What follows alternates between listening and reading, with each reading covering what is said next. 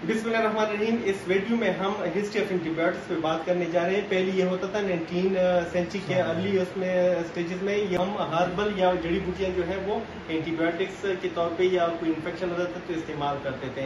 इसके अलावा मोल्ड भी इस्तेमाल किया जाता था। इसके बाद जब 1928 में अलेक्जेंडर फ्लेमिंग एक साइंटिस्ट है वो सेंट मेरी हॉस्पिटल लंदन में काम कर रहे थे। उन्होंने क्या किया कि अपने काम के दौरान उन्होंने एक स्टेफाइलोकोकस आरियस को पिट्री डिश में इनोकुलेट किया। पिट्री डिश में क्या हुआ था कि न्यूट्रिट्स अगर था, न्यूट्रिट्स अगर में उन्होंने स्टिकिंग की है स्टेफाइलोकोकस आरियस को। स्टिकिंग क्या है कि जो उनकी जो बैक्टीरिया के हैं उनको स्टिकिंग किया। स्टिकिंग का मतलब है कि उन्होंने उस पर ये इनोकुलेट किया जो स्टेफाइलोकोकस आरियस था। इनोकुलेट करने के बाद वो छुट्टियों पे चले गए। छुट्टियों पे जाने के बाद उन्होंने क्या किया कि 2-3 कोई वीकेंड आ रहा था तो उन्होंने ऑब्जर्व किया कि वो वापस आए तो उधर ब्लूइश ग्रीन मोल्ड बना हुआ था। ब्लूइश ग्रीन मोल्ड बना था जिसको हम फंगस आम जबान में कह सकते हैं, फंगस था। तो उन्होंने देखा कि उधर जो है जोन ऑफ इनहिबिशन है, क्लियर जोन ऑफ इनहिबिशन है। जो उन्होंने स्टेफाइलोकोकस आरियस को इनोकुलेट किया था उधर जोन ऑफ इनहिबिशन बना था इन सर्कल। ये देखिए, ये आप देख सकते हैं कि ये इधर मैंने स्मॉल डॉट्स में शो किया है, ये आपके पास इनोकुलेशन है, ठीक है। ये स्टिकिंग की हुई है, ये इनोकुलेशन है, स्टिकिंग है।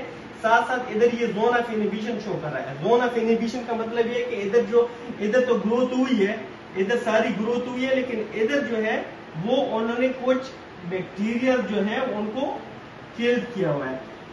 क्या था कि इसमें सारा बैक्टीरिया, ये सारा आपको बैक्टीरिया है, लेकिन जो जोन ऑफ इनहिबिशन आपको शो कर रहा है ये क्या है कि इधर जो उन्होंने बैक्टीरिया है वो किल किया हुआ है। ये ब्लूइश ग्रीन कलर का था, ठीक है। अब क्या है, जो क्लियर जोन ऑफ इनहिबिशन के बाद उन्होंने क्या कि स्मॉल क्वांटिटीज में उनको एक्सट्रैक्ट करने की कोशिश की है। जब उन्होंने एक्सट्रैक्ट किया है तो उनको फिर उन्होंने क्या किया कि अप्लाई किया बाकी बैक्टीरिया पे क्या है, इनके खिलाफ इफेक्टिव है या नहीं है, ठीक है। अब इसके बाद क्या हुआ कि 1928 में उन्होंने ये जो 1929 में उन्होंने एक पब्लिश किया, रिसर्च पब्लिश किया, ठीक है। 1928 की बात करें कि उन्होंने ये फर्स्ट टाइम इनको पब्लिश किया। अब इसके अलावा जो जब उनको मोल्ड को किया तो मोल्ड को इन्होंने कंसिडर किया कि ये तो हमारे पास पेनिसिलियम नोटेटम है। पेनिसिलियम नोटेटम क्या है? पेनिसिलियम नोटेटम ये हमारे पास एक मोल्ड है, फंगस है, ठीक है। उनको नाम दिया गया कि ये हमारे पास पेनिसिलिन आया है, पेनिसिलिन। आजकल पेनिसिलिन में से बहुत सारे जो आपके एंटीबायोटिक्स हैं वो यूज हो रहे हैं। उसमें से एम्पिसिलिन है, एमॉक्सिसिलिन है, जो कॉम्बिनेशन के साथ फ्लेवोनोइक एसिड के साथ आते हैं।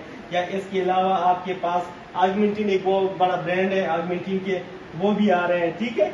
और इसके अलावा पिपरसिलिन प्लस टेजोबैक्टर के नाम से भी आ रहे हैं। तो उन्होंने क्या किया, पेनिसिलिन नोटेटम है। इसके अलावा हमारे पास 1940 में फिर हार्वर्ड फ्लोरे एरनेस ने इस पे काफी ज्यादा काम किया। उन्होंने लार्ज क्वांटिटी में उन्होंने आइसोलेट करके और उसको इस्तेमाल करना स्टार्ट किया। और वर्ल्ड वॉर 2 में जंग अज़ीम II के दौरान बहुत सारे मरीजों को इसके साथ साथ जो इन्फेक्शन था वो ठीक भी हुए और इसको नमूने के खिलाफ भी इस्तेमाल किया गया।